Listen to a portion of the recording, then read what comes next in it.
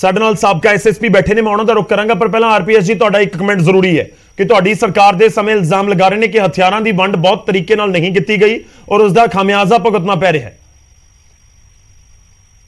ਗੌਰਵ ਜੀ, ਇਸ ਤਰ੍ਹਾਂ ਕਿ ਸੰਘੇੜਾ ਸਾਹਿਬ ਦੀ ਗੱਲ ਦੇ ਨਾਲ ਮੈਂ ਬਿਲਕੁਲ ਮੁਤਫਿਕ ਨਹੀਂ ਆ।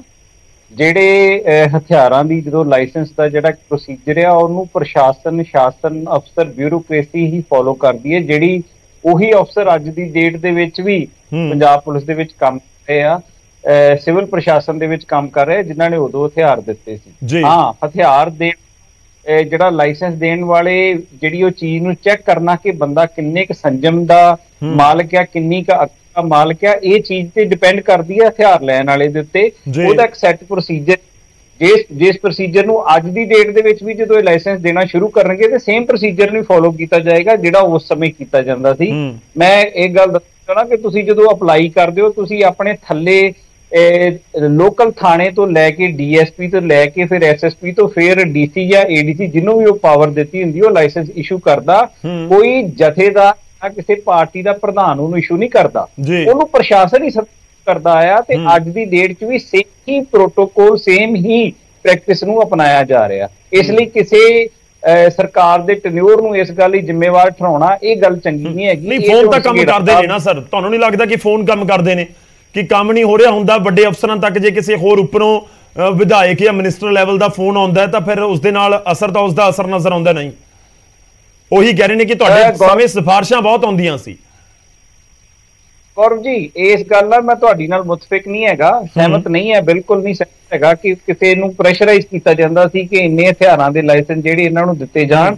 ਮੈਂ ਜਿਵੇਂ ਪਹਿਲਾਂ ਬੇਨਤੀ ਕੀਤੀ ਹੈ ਕਿ ਉਹਦਾ ਇੱਕ ਸੈੱਟ ਪ੍ਰੈਕਟਿਸ ਆ, ਸੈੱਟ ਇੱਕ ਪ੍ਰੋਟੋਕੋਲ ਕਰਨਾ ਹੀ ਪੈਣਾ। ਨਾ ਤੇ ਥਾਣੇ ਦਾ ਕਿਸੇ ਦੀ ਆਊਟ ਆਫ ਵੇ ਜਾ ਕੇ ਜਿਹੜੀ ਫਾਈਲ ਬਣਾ ਦੇਣੀ ਹੈ, ਤੇ ਨਾ ਉਹਨੂੰ ਡੀਐਸਪੀ ਨੇ ਵੈਰੀਫਾਈ ਕਰਨਾ, ਉਸ ਤੋਂ ਬਾਅਦ ਜ਼ਿਲ੍ਹਾ ਐਸਐਸਪੀ ਨੇ ਉਸ ਚੀਜ਼ ਨੂੰ ਵੈਰੀਫਾਈ ਕਰਕੇ। ਪ੍ਰੋਸੀਜਰ ਵਾਲੀ ਗੱਲ ਹੈ। ਮੈਂ ਜੋ ਜ਼ਿਕਰ ਕਰ ਰਿਹਾ ਨਾ ਮੈਨੀ ਸਾਹਿਬ, ਉਹ ਆਮ ਆਦਮੀ ਪਾਰਟੀ ਇਲਜ਼ਾਮ ਲਗਾ ਰਹੀ ਹੈ। ਸੰਘੇੜਾ ਸਾਹਿਬ ਨੇ ਜ਼ਿਕਰ ਕੀਤਾ ਸੀ, ਇਸ ਕਰਕੇ ਮੈਂ ਸਵਾਲ ਤੁਹਾਨੂੰ ਕੀਤਾ। ਉਹ ਕਹਿ ਰਹੇ ਕਿ ਸਿਫਾਰਿਸ਼ਾਂ ਵਾਲੇ ਫੋਨ ਆਉਂਦੇ ਨੇ, ਸਿਫਾਰਿਸ਼ ਦਾ ਫੋਨ ਆ ਗਿਆ ਤਾਂ ਫਿਰ ਕਿਸੇ ਵੱਡੇ ਅਫਸਰ ਦੇ ਲਈ ਵੀ ਡਿਸਟ੍ਰਿਕਟ ਲੈਵਲ ਦੇ ਉੱਤੇ ਮਨਾ ਕਰਨਾ ਸ਼ਾਇਦ ਮੁਸ਼ਕਿਲ ਹੋ ਜਾਂਦਾ ਹੋਵੇ ਕਿ ਤੁਸੀਂ ਹੇਠਾਂ ਤੋਂ ਫਾਈਲ ਕਲੀਅਰ ਕਰਕੇ ਭੇਜੋ, ਉੱਪਰ ਅਸੀਂ ਆਪਣੇ ਆਪ ਦੇਖ ਲਾਂਗੇ। ਆਮ ਤੌਰ ਤੇ ਐਵੇਂ ਕਿਹਾ ਜਾਂਦਾ।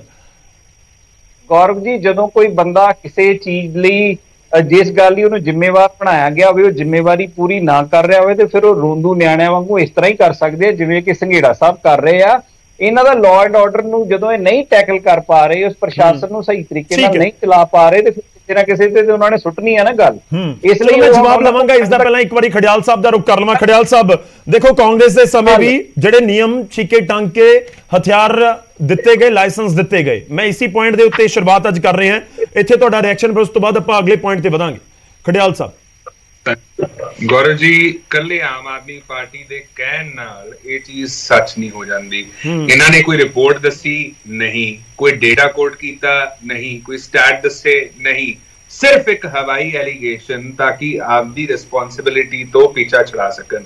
ਲੇਕਿਨ ਫੈਕਟ ਕੀ ਹੈ ਗੌਰਵ ਜੀ? ਇਹ ਕਿਉਂ ਲਾਇਸੈਂਸਡ ਵੈਪਨਸ ਨੂੰ ਰਿਵਿਊ ਕਰਨਾ ਚਾਹੁੰਦੇ ਹੈ ਤਾਂ ਕਿ ਜੋ ਲਾਅ ਐਂਡ ਆਰਡਰ ਹੈ, ਜੋ ਵਿਗੜ ਗਿਆ, ਚਰਮਰਾ ਗਿਆ ਹੈ, ਉਹਨੂੰ ਕੰਟਰੋਲ ਕੀਤਾ ਜਾਵੇ, ਇਨਸੀਡੈਂਟਸ ਜਿਹੜੇ ਹੋ ਰਹੇ ਆ ਉਹ ਰੁਕ ਸਕਣ।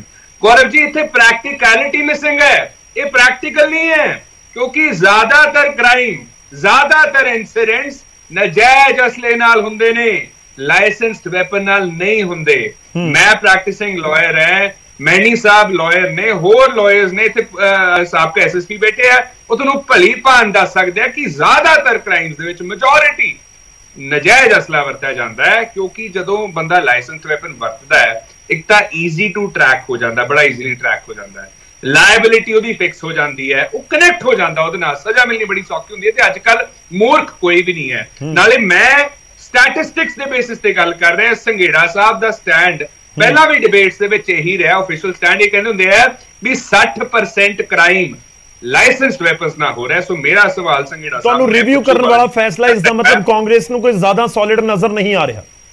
ਪ੍ਰੈਕਟੀਕੈਲਿਟੀ ਨਹੀਂ ਹੈ ਇਹਦੇ ਵਿੱਚ, ਪ੍ਰੋਵੀਜ਼ਨਸ ਆਲਰੇਡੀ ਬਹੁਤ ਹੈ ਲੇਕਿਨ ਇੰਪਲੀਮੈਂਟੇਸ਼ਨ ਦੀ ਦਿੱਕਤ ਹੈ। ਆਮ ਆਦਮੀ ਪਾਰਟੀ ਨਾ ਤਾਂ ਇੰਪਲੀਮੈਂਟੇਸ਼ਨ ਕਰ ਪਾ ਰਹੀ ਹੈ ਤੇ ਨਾ ਹੀ ਅੱਛੀਆਂ ਪ੍ਰੋਵੀਜ਼ਨਸ ਲਿਆ ਪਾ ਰਹੀ ਹੈ। ਤੇ ਮੇਰਾ ਸਵਾਲ ਲੈ ਲਿਓ ਸੰਘੇੜਾ ਸਾਹਿਬ ਤੋਂ, ਜਦੋਂ ਉਹਨਾਂ ਦਾ ਟਾਈਮ ਆਊਗਾ, ਕਿ ਕਿਹੜੀ ਰਿਪੋਰਟ ਦੇ ਆਧਾਰ ਤੇ ਇਹ ਕਹਿੰਦੇ ਵੀ 60% ਕ੍ਰਾਈਮ ਲਾਇਸੈਂਸਡ ਵੈਪਨ ਨਾ ਹੁੰਦਾ ਹੈ, ਉਹ ਰਿਪੋਰਟ ਦਾ ਨਾਮ ਦੱਸ ਦੇਣ, ਮੈਂ ਮਾਫੀ ਮੰਗੂਗਾ ਜਾਂ ਸੰਘੇੜਾ ਸਾਹਿਬ ਆਪਦਾ ਬਿਆਨ ਵਾਪਸ ਲੈ ਲੈਣ। ਠੀਕ ਹੈ, ਮੈਂ ਤੁਹਾਡੇ ਕੋਲ ਵਾਪਸ ਆਉਂਗਾ, ਮੈਂ ਇੱਕ ਵਾਰੀ ਮੈਨੂੰ 10 ਸੈਕਿੰਡ ਦਿਓ ਬਸ, 10 ਸੈਕਿੰਡ ਜੀ ਪਲੀਜ਼ ਕੰਪਲੀਟ ਕਰ ਦਿਓ। ਦੂਜਾ ਦੇਖੋ, ਇੱਕ ਕ੍ਰਿਮੀਨਲ ਬੰਦੇ ਨੂੰ ਨਾ ਲਾਇਸੈਂਸਡ ਵੈਪਨ ਮਿਲ ਨਹੀਂ ਸਕਦਾ ਗੌਰਵ ਜੀ, ਕਿਉਂਕਿ ਬੜਾ ਪ੍ਰੋਸੈਸ ਹੈ, ਬੜੀ ਪ੍ਰੋਸੀਜਰ ਹੈ, ਟੀਡੀਐਸ ਪ੍ਰੋਸੀਜਰ ਹੈ, ਬਹੁਤ ਕੁਝ ਦੇਖ ਕੇ ਲਾਇਸੈਂਸ ਮਿਲਦਾ ਹੈ। ਸੋ ਜੇ ਕ੍ਰਿਮੀਨਲ ਨੂੰ ਮਿਲ ਹੀ ਨਹੀਂ ਸਕਦਾ, ਉਹ ਕ੍ਰਾਈਮ ਕਿਵੇਂ ਕਰੂਗਾ ਲਾਇਸੈਂਸ ਵੈਪਨ ਨਾਲ? ਦੂਜਾ, ਜੇ ਬੰਦੇ ਨੂੰ ਮਿਲ ਜੇ ਵੈਪਨ ਲਾਇਸੈਂਸ ਤੇ ਉਸ ਤੋਂ ਬਾਅਦ ਉਹ ਕ੍ਰਾਈਮ ਕਰਦੇ ਤਾਂ ਰਿਨਿਊ ਨਹੀਂ ਕਰਾ ਸਕੂਗਾ ਗੌਰਵ ਜੀ। ਸੋ ਇਹਦਾ ਸਵਾਲ ਹੀ ਨਹੀਂ ਪੈਦਾ ਹੁੰਦਾ। ਫਿਰ 3, ਜਦੋਂ ਮੂਸੇਵਾਲੇ ਦਾ ਕਤਲ ਹੋਇਆ ਉਦੋਂ ਨਜਾਇਜ਼ ਅਸਲਾ ਵਰਤਿਆ ਗਿਆ ਕਿ ਲਾਇਸੈਂਸ ਵੈਪਨ ਵਰਤਿਆ ਗਿਆ? ਜਿਹੜੇ ਆਟੋਮੈਟਿਕ ਸੈਮੀ ਆਟੋਮੈਟਿਕ ਗਨਸ ਵਰਤੀਆਂ ਗਈਆਂ, ਇਹ ਸਭ ਨੂੰ ਪਤਾ ਹੈ ਉੱਤੇ ਨਜਾਇਜ਼ ਅਸਲਾ ਵਰਤਿਆ ਗਿਆ।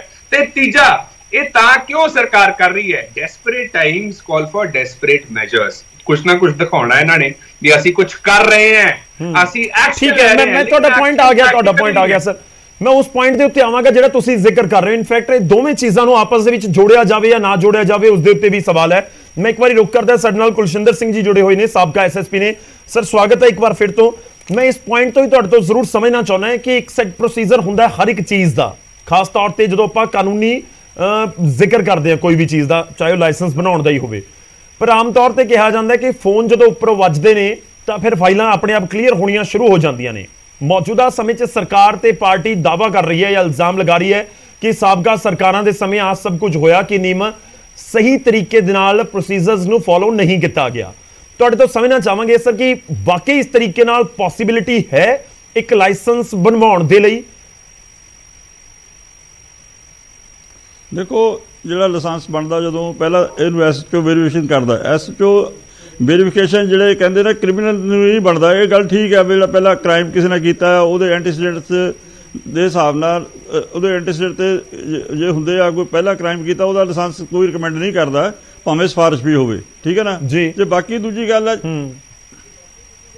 ਦੂਸਰੀ ਗੱਲ ਹੈ ਜਿਹੜੀ ਕ੍ਰਾਈਮ ਦੀ, ਜੇ ਕੋਈ ਲਾਇਸੈਂਸ ਬਣਾਉਂਦਾ ਹੈ ਉਹ ਪਹਿਲੀ ਵਾਰੀ ਕ੍ਰਾਈਮ ਕਰ ਦਿੰਦਾ ਹੈ ਲਾਇਸੈਂਸ ਬਣਨ ਤੋਂ ਬਾਅਦ, ਤਾਂ ਉਹਦਾ ਤਾਂ ਕੋਈ ਤਰੀਕਾ ਨਹੀਂ ਨਾ, ਕਿਵੇਂ ਉਹ ਜੱਜ ਕਰੂਗਾ ਐਸਐਚਓ ਵੀ ਕ੍ਰਾਈਮ ਕਰਨਾ ਹੈ। ਤੇ ਦੂਸਰੀ ਜਿਹੜਾ ਵੀ ਲਾਇਸੈਂਸ ਬਣਦਾ ਹੈ, ਜਿਹੜੀ ਸਿਫਾਰਿਸ਼ ਵਾਲੀ ਗੱਲ ਹੈ, ਉਹ ਤਾਂ ਜਦੋਂ ਤੁਸੀਂ ਦੇਖੋ, ਜਦੋਂ ਐਸਐਚਓ ਵੀ ਤੁਹਾਡੇ ਐਮਐਲਏ ਦੀ ਮਰਜ਼ੀ ਨਾਲ ਲੱਗਣਾ ਹੈ, ਡੀਐਸਪੀ ਵੀ ਆਪਣੀ ਮਰਜ਼ੀ ਨਾਲ ਲੱਗਣਾ, ਤੁਸੀਂ ਸਬ ਡਿਵੀਜ਼ਨ ਉਸ ਹਿਸਾਬ ਨਾਲ ਬਣਾਤੇ ਵੀ ਇੱਕ ਐਮਐਲਏ ਦੀ ਕੰਸਟੀਚੁਐਂਸੀ ਦੇ ਵਿੱਚ ਡੀਐਸਪੀ ਇੱਕ ਲੱਗੂਗਾ, ਉਹ ਲੱਗੂਗਾ ਐਮਐਲਏ ਦੀ ਮਰਜ਼ੀ ਨਾਲ ਜਾਂ ਹਲਕਾ ਇੰਚਾਰਜ ਦੀ ਮਰਜ਼ੀ ਨਾਲ। ਜਦੋਂ ਤੁਹਾਡੀ ਪੋਸਟਿੰਗ ਐਂਡ ਟ੍ਰਾਂਸਫਰ ਹੀ ਉਹਨਾਂ ਦੀ ਮਰਜ਼ੀ ਨਾਲ ਹੋਣੀ ਹੈ, ਤਾਂ ਫਿਰ ਉਹਦੀ ਮਰਜ਼ੀ, ਉਹਨਾਂ ਦੀ ਸਿਫਾਰਿਸ਼ ਕਿਵੇਂ ਨਹੀਂ ਚੱਲੂਗੀ? ਇਹ ਚੱਲਦੀ ਹੈ ਸਿਫਾਰਿਸ਼, ਇਹ 'ਚ ਕੋਈ ਸ਼ੱਕ ਵਾਲੀ ਗੱਲ ਨਹੀਂ, ਸਿਫਾਰਿਸ਼ ਨਾਲ ਵੀ ਬਣਦੇ ਆ। ਪਰ ਇਹ ਗੱਲ ਠੀਕ ਹੈ ਵੀ ਜਿਹੜਾ ਕ੍ਰਿਮੀਨਲ ਬੰਦਾ ਆ ਉਹਦਾ ਲਾਇਸੈਂਸ ਸਿਫਾਰਿਸ਼ ਨਾਲ ਨਹੀਂ ਬਣ ਸਕਦਾ, ਕਿਉਂਕਿ ਜੇ ਉਹ ਬੰਦਾ ਕੋਈ ਉਹਦੀ ਵੈਰੀਫਾਈ ਕਰ ਦਊਗਾ ਤੇ ਕੱਲ ਨੂੰ ਉਹ ਕ੍ਰਾਈਮ ਕਰਦਾ ਤੇ ਫਿਰ ਉਹਦੇ ਤੇ ਵੀ ਐਕਸ਼ਨ ਆਊਗਾ ਨਾ। ਜਿਹੜਾ ਉਹਦੇ ਐਂਟੀਸੀਡੈਂਟ ਦੇਖਣ ਦੇ ਬਾਵਜੂਦ, ਕ੍ਰਿਮੀਨਲ ਦੇ ਬਾਵਜੂਦ ਵੀ ਰਿਕਮੈਂਡੇਸ਼ਨ ਕਰਦਾ, ਉਹ ਬਣਨਾ ਥੋੜਾ ਪੋਸੀਬਲ ਨਹੀਂ ਹੈ। ਬਾਕੀ ਤਾਂ ਦੇਖੋ, ਜਿਹੜਾ ਜਿਸ ਬੰਦੇ ਨੇ ਪਹਿਲੀ ਵਾਰੀ ਕ੍ਰਾਈਮ ਕਰਨਾ, ਉਹਨੇ ਤਾਂ ਇਹ ਪਤਾ ਨਹੀਂ ਨਾ, ਹਰ ਬੰਦੇ ਨੇ ਪਹਿਲੀ ਵਾਰੀ ਕ੍ਰਾਈਮ ਤਾਂ ਕਦੀ ਕਰਨਾ ਹੀ ਹੈ ਨਾ, ਉਹਦਾ ਤੁਸੀਂ ਕਿਵੇਂ ਜੱਜ ਕਰੋਗੇ ਵੀ ਬੰਦੇ ਦਾ ਲਾਇਸੈਂਸ ਬਣ ਗਿਆ ਤੇ ਕ੍ਰਾਈਮ ਨਹੀਂ ਕਰੂਗਾ? This is the problem. ਮੈਂ ਇੱਕ ਹੋਰ ਚੀਜ਼ ਸਮਝਣੀ ਚਾਹੁੰਦਾ ਸਰ ਤੁਹਾਡੇ ਤੋਂ, ਤੁਸੀਂ ਬੜਾ ਤਫਸੀਲ ਨਾਲ ਦੱਸਦਾ। ਦੇਖੋ, ਸਿਫਾਰਿਸ਼ਾਂ ਤਾਂ ਲੱਗਦੀਆਂ ਜੋ ਮੈਂ ਪਹਿਲਾਂ ਜ਼ਿਕਰ ਕਰ ਰਿਹਾ ਸੀ। ਮੈਂ ਇੱਕ ਹੋਰ ਚੀਜ਼ ਸਮਝਣੀ ਚਾਹੁੰਦਾ ਕਿ ਗਨ ਕਲਚਰ ਦੇ ਉੱਤੇ ਆਪਾਂ ਗੱਲ ਕਰਦੇ ਹੋਏ ਜਿਹੜੇ ਲਾਇਸੈਂਸ ਮੌਜੂਦਾ ਸਮੇਂ 'ਚ ਹੈਗੇ ਨੇ ਉਹਨਾਂ ਨੂੰ ਰਿਵਿਊ ਕਰਨਾ ਤੁਹਾਨੂੰ ਲੱਗਦਾ ਹੈ ਕਿ ਇੱਕ ਸੋਲਿਡ ਕਦਮ ਹੈ ਪ੍ਰਸ਼ਾਸਨ ਦਾ, ਸਰਕਾਰ ਦਾ ਜਾਂ ਪੁਲਿਸ ਦਾ? ਨਹੀਂ, ਸੋਲਿਡ ਤਾਂ ਨਹੀਂ, ਪਰ ਕਰ ਲੈਣਾ ਚਾਹੀਦਾ। ਕਈ ਲੋਕਾਂ ਦੇ ਸ਼ਰਾਰਤੀਆਂ ਦੇ ਬਣਿਆ ਜਾਂ ਸਿਫਾਰਿਸ਼ਾਂ ਨੇ ਬਣਿਆ। ਦੇਖੋ, ਐਸਐਚਓ ਜਿਹੜਾ ਹੁੰਦਾ ਉਹ ਬੜਾ ਜੱਜ ਹੁੰਦਾ ਉਸ ਥਾਣੇ ਦਾ, ਉਹਨੂੰ ਪਤਾ ਹੁੰਦਾ ਇਸ ਇਲਾਕੇ 'ਚ ਕਿਹੜਾ ਸ਼ਰਾਰਤੀ ਬੰਦਾ ਹੈਗਾ, ਉਹਦਾ ਨਾਮ ਬਣਾਇਆ ਜਾਵੇ। ਸੈਕਿੰਡ, ਜਿਹੜਾ ਇਹ ਲਾਇਸੈਂਸੀ ਵੈਪਨ ਹੈ, ਇਹਦੇ ਨਾਲ ਚਲੋ ਕ੍ਰਾਈਮ ਤਾਂ ਠੀਕ ਹੈ ਵੀ ਇਹਨਾਂ ਕ੍ਰਾਈਮ ਬਹੁਤ ਨਹੀਂ ਹੋਇਆ, ਬਹੁਤ ਘੱਟ ਕ੍ਰਾਈਮ ਇਹਦੇ ਨਾਲ ਹੋਇਆ, ਬੜਾ ਰੇਅਰ ਹੈ। ਤੇ ਜਿਹੜਾ ਇਹ ਕਲਚਰ ਹੈ, ਜਿਹੜੇ ਮੈਰਿਜ ਪੈਲਸਾਂ 'ਚ ਗਨ ਚੱਲਦੀਆਂ ਜਾਂ ਹੋਰ ਜਾਂ ਪਿੰਡਾਂ 'ਚ ਕੋਈ ਲੜਾਈ ਹੁੰਦੀ ਆ, ਆਪਸੀ ਦੁਸ਼ਮਣੀ ਹੁੰਦੀ ਆ, ਉੱਥੇ ਤਾਂ ਚੱਲਦਾ ਹੈ, ਉੱਥੇ ਚੱਲਦਾ। ਤਾਂ ਮੈਰਿਜ ਪੈਲਸ ਵੀ ਆਮ ਤੌਰ ਤੇ ਲੋਕ ਲਾਇਸੈਂਸੀ ਵੈਪਨ ਨਾਲ ਹੀ ਫਾਇਰ ਕਰਦੇ ਆ। ਉੱਥੇ ਮਿਸ ਵੈਪਨਿੰਗ ਵੀ ਹੋਈਆਂ, ਪੰਜਾਬ 'ਚ ਪਹਿਲਾਂ ਵੀ ਹੋਈਆਂ, ਹੋਣ ਦੀ ਸੰਭਾਵਨਾ ਵੀ ਹੁੰਦੀ ਹੈ। ਇਸ ਕਰਕੇ ਉਹ ਕੁਝ ਬੰਦਿਆਂ ਨੂੰ ਜਿਹੜੇ ਸ਼ਰਾਰਤੀ ਆ, ਜੇ ਉਹਨਾਂ ਨੂੰ ਸਹੀ ਮਾਇਨਿਆਂ 'ਚ ਵੈਰੀਫਾਈ ਕਰਕੇ ਉਹਨਾਂ ਦੇ ਲਾਇਸੈਂਸ ਕੈਂਸਲ ਕਰ ਦਿੱਤੇ ਜਾਣ ਤਾਂ ਕੋਈ ਗਲਤ ਗੱਲ ਨਹੀਂ ਹੈ ਇਸ 'ਚ।